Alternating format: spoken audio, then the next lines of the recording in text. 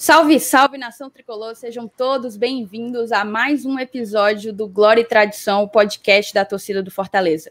A gente está começando agora o placar da rodada, o placar da 17ª rodada.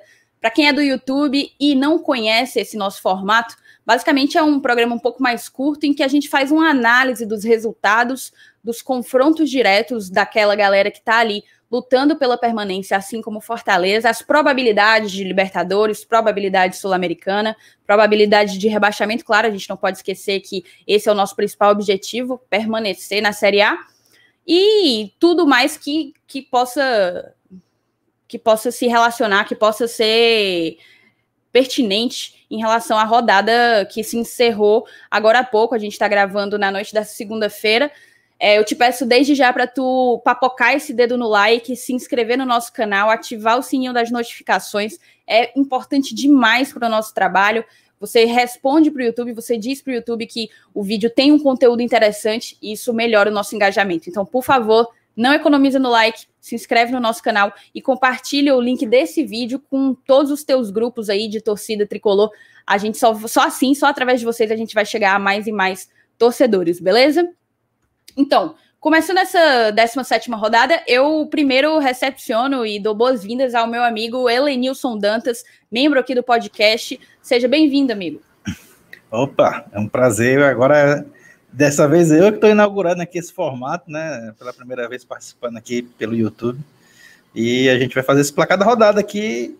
Quando a gente ganha, é sempre uma rodada interessante, né? E a gente ganhou com méritos, né? Então, mas são 3 pontinhos na conta aí e a gente vai ver aí como é que vai ficar essa tabela. A gente destrinchar um pouquinho como é que foi essa rodada por completo, né? Como um todo.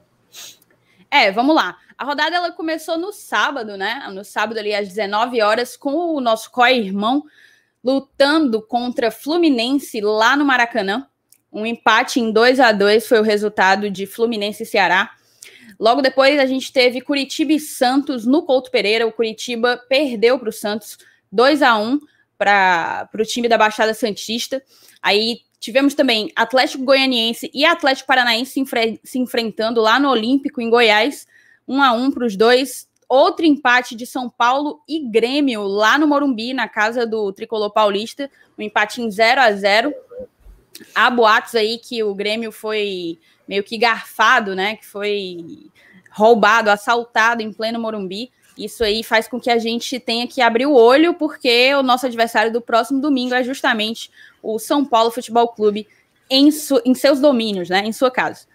E aí a gente vai para o chocolate do Flamengo contra o Corinthians na Neoquímica Arena. O Corinthians levou na sua casa 5 gols, nada menos que 5 gols do atual líder do Brasileirão, né? Na verdade, o atual líder é o Internacional, por uma questão de critérios de desempate, mas Internacional em primeiro e Flamengo em segundo tem entre si a mesma quantidade de pontos, né?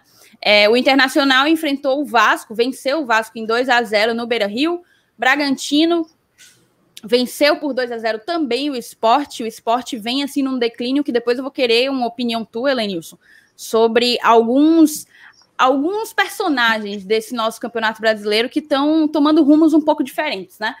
O Fortaleza, graças a Deus, graças a David, a Max Wallace, Rogério Ceni e elenco, venceu por 2-0 o Palmeiras. Botafogo empatou agora há pouco com o Goiás em 0-0. E o Bahia, veja só, talvez a maior surpresa da rodada, o Bahia venceu o então líder Atlético Mineiro por 3-1 em Pituaçu. Roubou do Ceará uma posição ali. O Bahia subiu para a 12ª posição, um salto relevante. O Bahia que estava até pouco tempo atrás na zona de rebaixamento, soma agora 19 pontos e está em 12º colocado. Fez com que o Galo fosse para terceiro, saísse de primeiro para terceiro, abriu espaço aí para Inter e Flamengo avançarem. O primeiro ponto que eu quero trazer aqui para ti, Helenilson, que tu possa discutir aqui com a gente, é o seguinte: eu tenho visto uma considerável piora do esporte, né? O esporte vem caindo pela tabela, assim, vertiginosamente. A gente achava que o Jair Ventura tinha se encontrado ali com o time, mas a limitação técnica que é inerente ao esporte, a campanha que ele vinha fazendo antes do Campeonato Brasileiro já demonstrava isso. E um outro time que tem me chamado a atenção, e eu vou jogar essa peteca para ti, é justamente o Bahia de Mano Menezes. Ele vinha aí numa sequência bem ruim mesmo, mas essa já é a segunda vitória do Mano, né? Nos últimos 5 jogos foram 2 vitórias, 2 derrotas e 1 empate. O que é que tu acha que pode ser do futuro desse Bahia e desse Sport? Olha, eu acho que tanto o Bahia quanto o Sport são 2 times assim bem inconstantes, né? Na teoria, o Bahia tem um plantel, tem um time bem melhor do que o Sport. O Sport deu uma alavancada exatamente no período da mudança do treinador, mas coincidentemente agora, quando chegou o Thiago Neves, né, não sei, eu não estou acompanhando tão a fundo, mas depois que o homem chegou, parece que o Sport desandou a chegar lá perto da zona de rebaixamento. Mas assim, eu vejo o Bahia com muito mais potencial do que o Sport. Eu acho que essa posição dos 2 na tabela, daqui a pouco vai se inverter. Apesar de que, como eu falei no início da minha fala, o Bahia também é um time inconstante. E não agora, né? A gente já vem desde o começo do ano, a gente viu também ele sendo eliminado em Copa do Brasil, acho que pelo River, não lembro, né? Acho que foi um time do Piauí. Avança na Copa Sul-Americana. Então, ele tem esses altos e baixos. E isso não gera uma confiança. Nem para mim, que não sou torcedor do Bahia, imagine para o próprio torcedor do Bahia, que deve estar com o pé atrás também. Né? A perca da Copa do Nordeste é outro fator também, e da forma que foi, né? Perdendo jogos seguidos para o Ceará.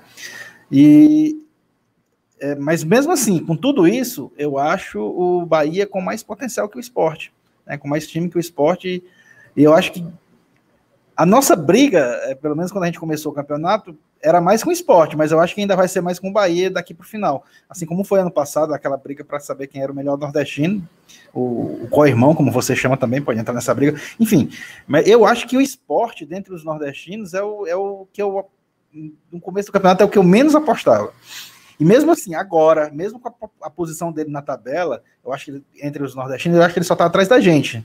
Mas eu acho que não vai durar muito essa situação, não. Acho que o Sport, ele tentou contratar e tal. Não sei se o Thiago Neves foi uma boa. Os números dizem que não, mas ainda é muito recente, né? O cara acabou de chegar, mas contra fatos não há argumento. Depois que ele chegou, aquela alavancada do Sport parou. Mas, resumindo, como eu disse, eu acho o Bahia um potencial muito maior do que o do Sport para tentar alguma classificação mais acima na tabela. Entendi. Se a gente for passar para os confrontos diretos, para a galera do YouTube, ainda não conhece o termo que a gente utiliza aqui no Placar da Rodada, nos nossos programas, que é o aperreio, né? O aperreio é um campeonato à parte, não é o campeonato que disputa o título, é o campeonato que disputa a permanência. Óbvio, a campanha do Fortaleza está sendo surpreendente e a gente passa a querer sonhar com coisas maiores, né? Mas é aquela coisa, até os 45 pontos a gente está no aperreio, lutando para permanecer na Série A. Fazem parte, para você que está no YouTube assistindo o Placar da Rodada pela primeira vez, fazem parte do aperreio, além do Fortaleza, claro, Atlético Goianiense, Sport, Bahia, Ceará, Botafogo, Vasco, Atlético Paranaense, Curitiba, Bragantino e Goiás. É um aperreio grande, né? Aperreio é grande, 11 membros no aperreio. Aí eu te faço mais da metade. Aí eu te faço uma pergunta. A gente teve 3 confrontos diretos de membros do aperreio. Foram Botafogo e Goiás, que empataram em 0-0, um bom resultado. Bragantino ganhou do Sport. É um bom resultado porque o Bragantino vinha até então afundado na zona do rebaixamento. Então, mesmo vencendo, ele ainda está bem lá embaixo. É o penúltimo colocado da Série A.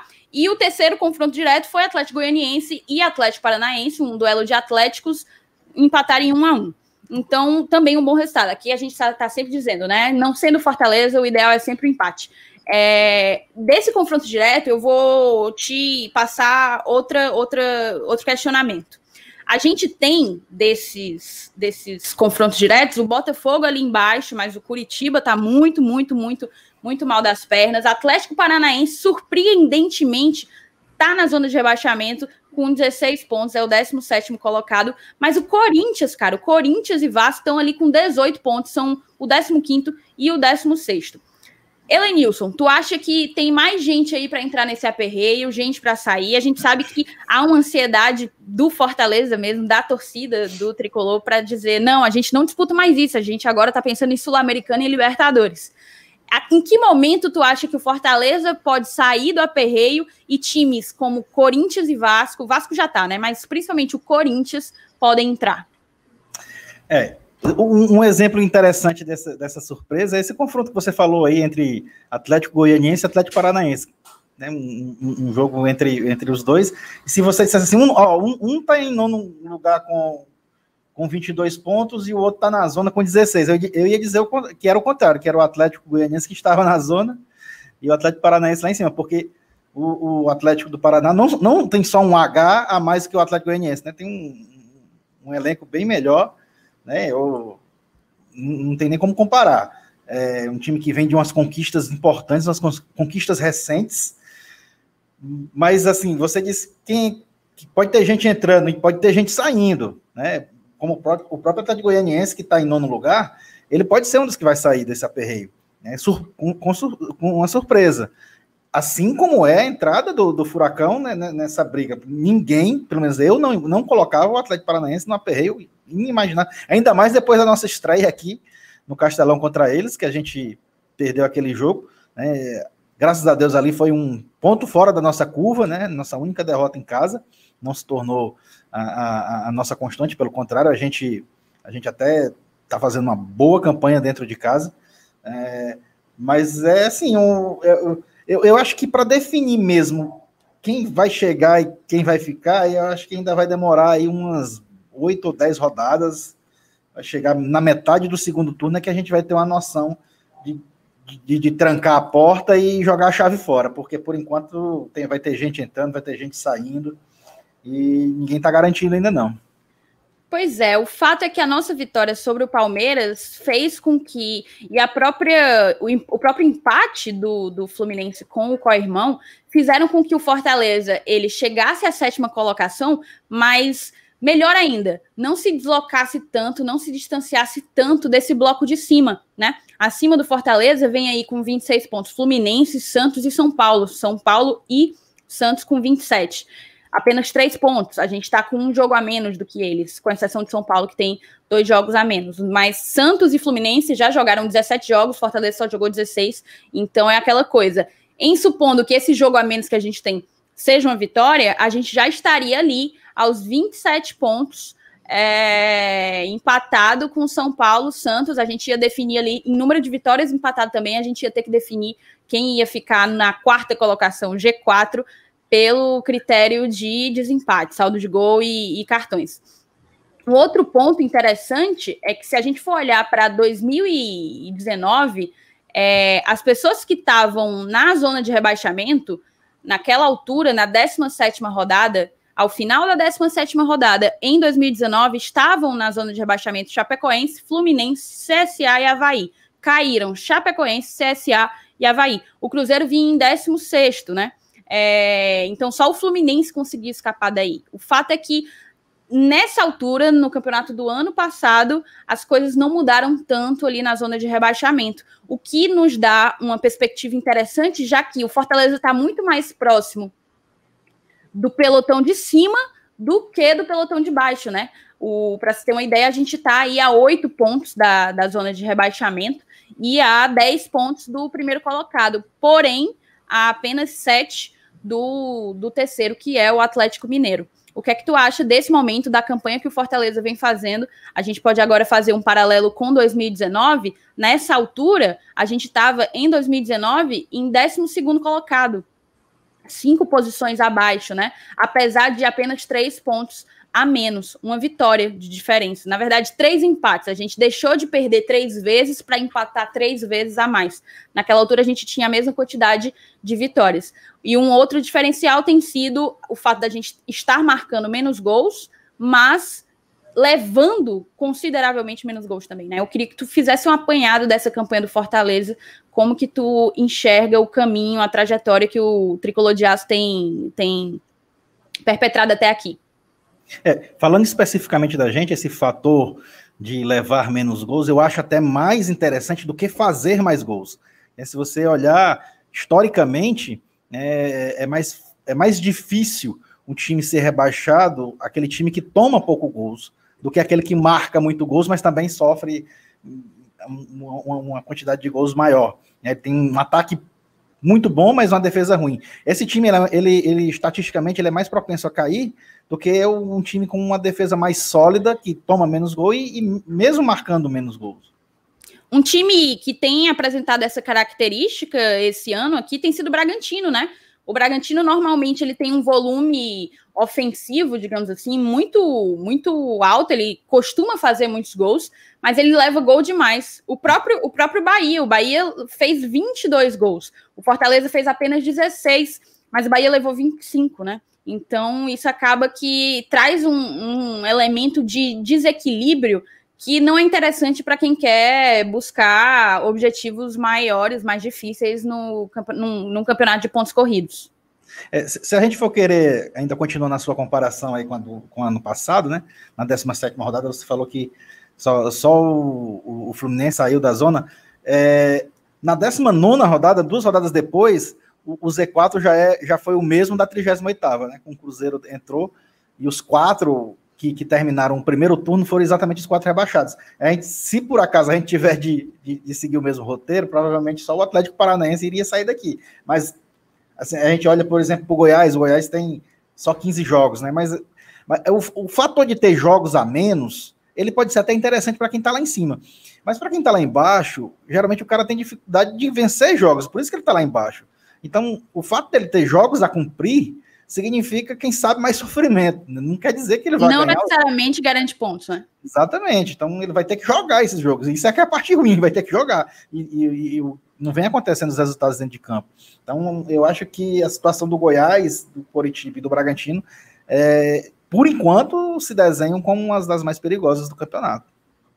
Com certeza, eu concordo contigo. E um ponto que eu deixei de mencionar aqui é que na 17ª rodada, o Fortaleza tinha 21 pontos, hoje a gente tem 24, mas a gente tem 24 com um jogo a menos, né?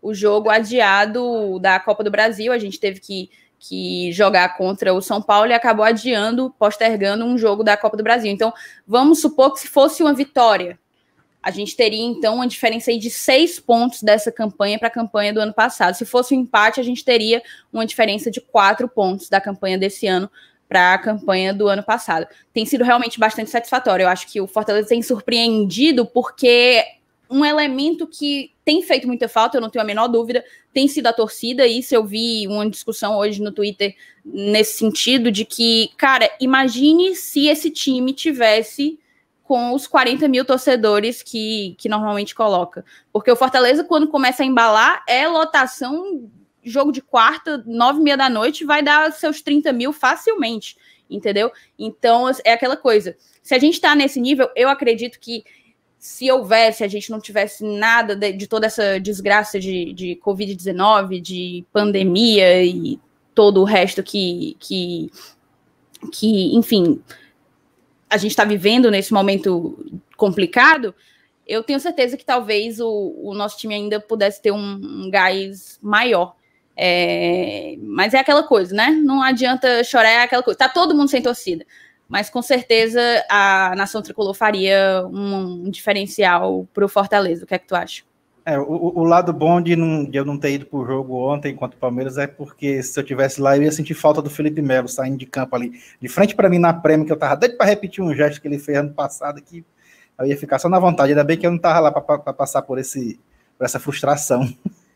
Pois é, e para tu ver, essa vitória diante do Palmeiras foi, salvo engano, a 5ª vitória do Fortaleza em casa. A gente jogou 8 jogos, venceu 5, empatou 2 e perdeu apenas 1. né? Já estamos somando aí 17 pontos, somos a 5ª melhor campanha como mandante, isso faz toda a diferença, porque se o Fortaleza faz seu dever de casa, ele não precisa de muito mais fora, né? Ele pode contar com um empate, por exemplo. O empate não é uma tragédia quando se está fazendo bem o seu trabalho dentro de casa. O nosso aproveitamento, para você ter ideia, dentro de casa tem sido de 70%. Perfeito. É como eu te disse, né? A gente começou o campeonato perdendo um jogo dentro de casa. A gente chegou na primeira rodada sendo em estatística de primeira rodada, igual como foi no passado, que a gente foi o lanterna de primeira rodada, a gente foi o pior mandante na primeira rodada. Mas, né, muita água passou por baixo da ponte, ainda vai passar mais ainda, e a gente consolidou essa força, jogar em casa mesmo sem a presença da torcida. Um Atlético Paranaense, a gente perdeu para um Atlético Paranaense que se a partida fosse hoje, a gente não perderia. Eu acho que seria um outro jogo. Uma das coisas que mais influencia no futebol, principalmente para o próprio atleta, é a confiança. Né? Depois de que você adquire confiança, a jogada flui com mais certeza, né? O jogador ele se sente mais apto a render aquilo que ele acha que ele pode render. Aí parece que naquele momento a gente vinha de uma perda de Copa do Nordeste, estava todo mundo ainda meio cambaleante, principalmente psicologicamente. Então isso influencia muito. Hoje são 2 momentos totalmente diferentes. Eu acho que seria outro jogo, óbvio. Mas passou. Passou e a gente conseguiu recuperar isso, né? Então, para chegar arrematando esse placar da rodada, que é um programa bem mais curto, claro, a gente pode falar, então, das probabilidades, né? Uma parte que o ouvinte curte bastante. Se a gente for falar de probabilidade de Libertadores, normalmente, aqui no Glória e Tradição, a gente consulta o site da matemática, do Departamento de Matemática da UFMG, eles têm um sítio lá próprio só para estatísticas e probabilidades de futebol. E, segundo eles, a gente tá com 41,8% de chance de ir para Libertadores da América, velho. 41%. Mas melhora, tá entendendo? Melhora. A coisa melhora quando você olha um outro site que muita gente, eu vejo muita gente da torcida consultar através dele, que é o Chance de Gol.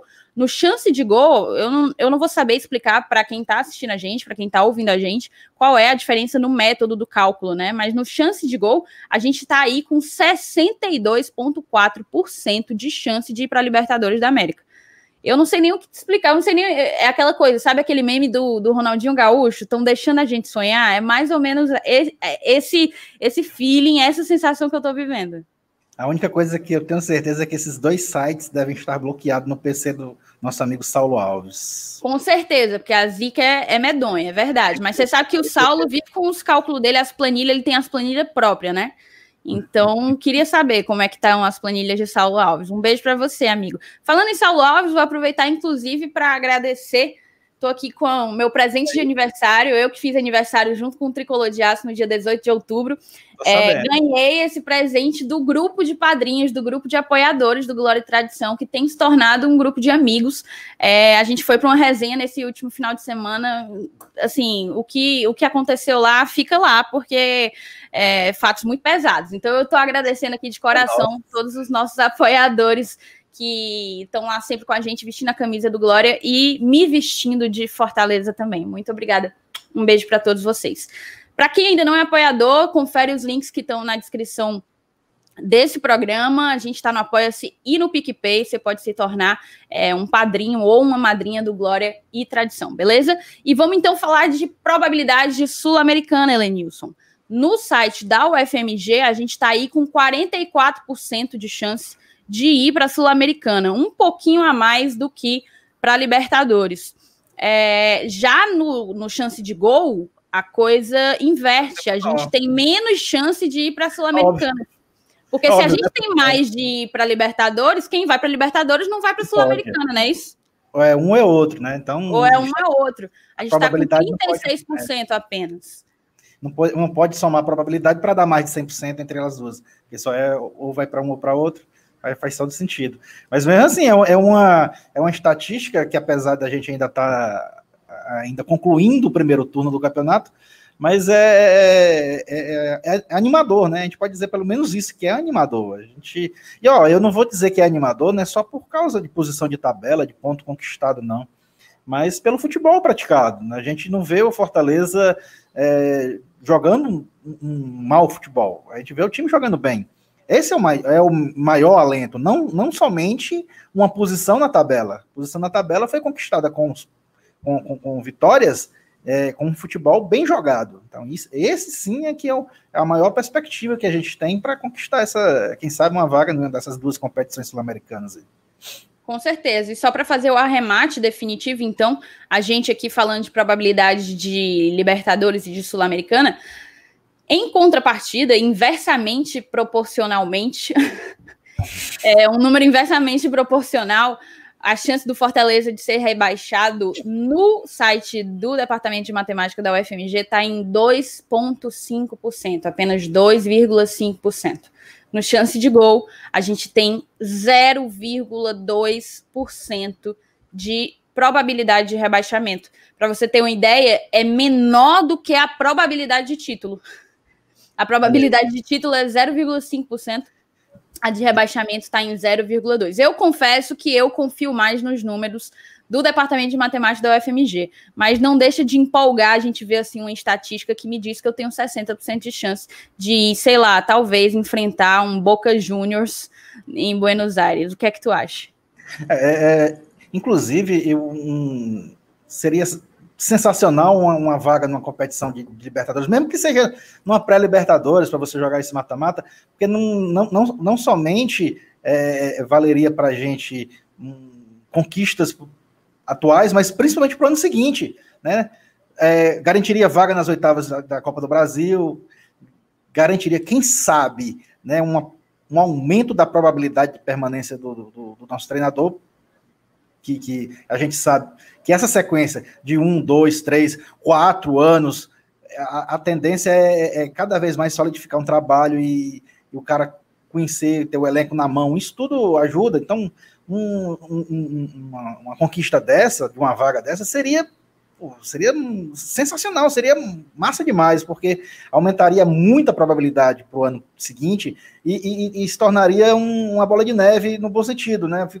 Cada vez, quanto mais se ganha, mais se tem, quanto mais se tem, mais se ganha, e assim, a tendência era sempre melhorar. Mas, por enquanto, a gente está trabalhando em cima de estatísticas da UFMG, seja lá de onde for, mas essas estatísticas existem por algum motivo, né? Alguém está alimentando esses cálculos, e o principal alimento desses cálculos, creio eu, que seja o que eu falei agora, o futebol praticado pelo clube, pelo time. E eu acho que isso é o que mais me alenta, e quem sabe, né, a gente comemora aí no fim do ano uma coisa que seria maravilhosa, uma vaga, uma pré-Libertadores.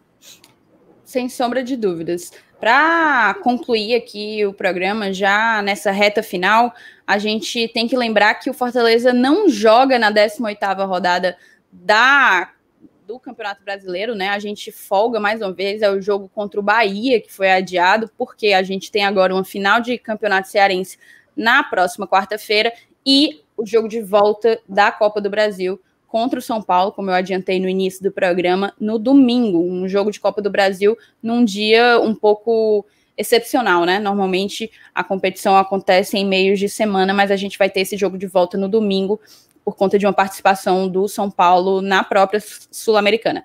Então, a gente não vai participar dessa 18ª rodada, pode gerar um pouco de preocupação, porque vai ter muito time com jogos na frente. Agora são 2, né? Consequentemente, exato, agora são 2 jogos, consequentemente pontos na frente, isso pode dar uma falsa impressão de que a gente está caindo de desempenho, mas é aquela coisa, confiar no trabalho, que a gente tem feito uma trajetória, como a gente tem dito ao longo de todo desses mais de 25 minutos aqui, uma trajetória muito interessante e consolidada mesmo, melhor até do que a do ano passado, não é isso? Perfeito. E lembrando, mesmo com todo esse oba-oba em cima de estatística, o Rogério sempre diz que mantém os pés no chão. Por enquanto, o objetivo ainda é se manter na primeira divisão. Por enquanto. Com certeza. Né?